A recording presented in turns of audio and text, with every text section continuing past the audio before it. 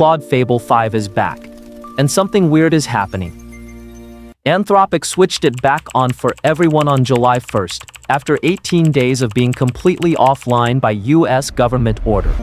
The most powerful commercially available AI model.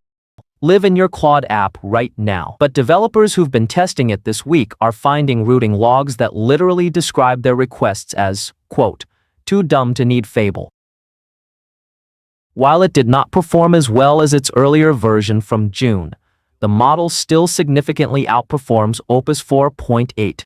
Fable 5, June, 65.5%, pass at 1. Fable 5, July, 54.8%, pass at 1. Opus 4.8, 45.3%, pass at 1.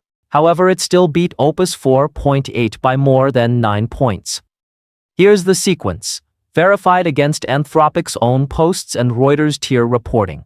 June 9th, Anthropic launches Claude Fable 5 and Claude Mythos 5, same underlying model weights. The only difference is a layer of safety classifiers sitting in front of Fable. On Anthropic's flagship coding benchmark SWE Bench Pro, Fable scores 80.3%, Opus 4.8 sits at 69.2, GPT 5.5 is at 58.6.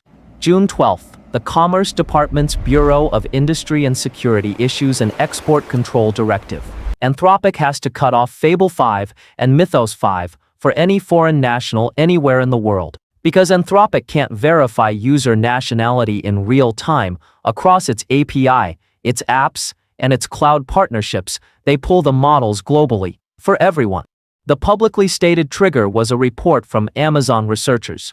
Amazon found a technique to bypass Fable 5's cybersecurity classifiers by asking it to identify software weaknesses in a specific code base. And in one case, it produced code demonstrating how a vulnerability could be exploited. Amazon CEO Andy Jassy reportedly flagged this to the government. Anthropic's defense is worth listening to. In their own testing, they say the same vulnerabilities could be identified by weaker models. Claude Opus 4.8, GPT 5.5, and Kimi K 2.7, and they say even Claude Haiku 4.5 could produce comparable exploit demonstrating output. Their argument is that Amazon's report did not prove Fable 5 had unique offensive capability.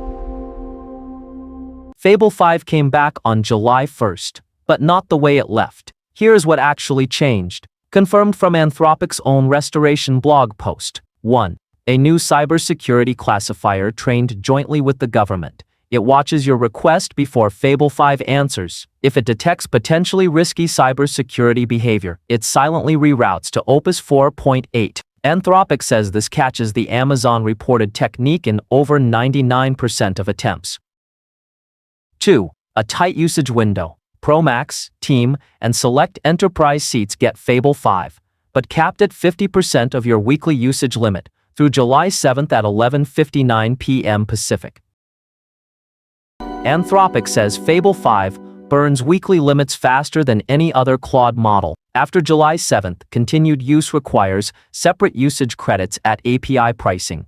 3. Mandatory 30-day data retention, no zero retention opt-out for anyone. First time a general availability Claude model has forced this. 4. For US workloads, Fable 5 inference only runs on US infrastructure at 1.1 times normal pricing. Anthropic has built its identity around safety, trust, and responsibility. That works when the product feels transparent. When the model is expensive, restricted, downgraded, surrounded by hidden routing logic, and shipped with internal logs describing users as too dumb to need Fable, the transparency promise starts to feel one-directional.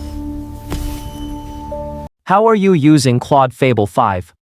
Let me know in the comments. Thanks for connecting.